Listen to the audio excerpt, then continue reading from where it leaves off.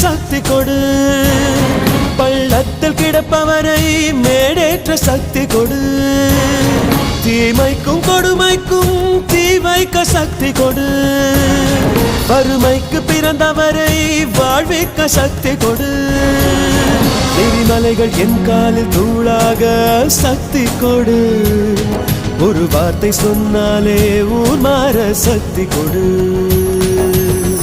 தாயும் நீயே, தந்தையும் நீயே, உயிரும் நீயே, உண்மையும் நீ.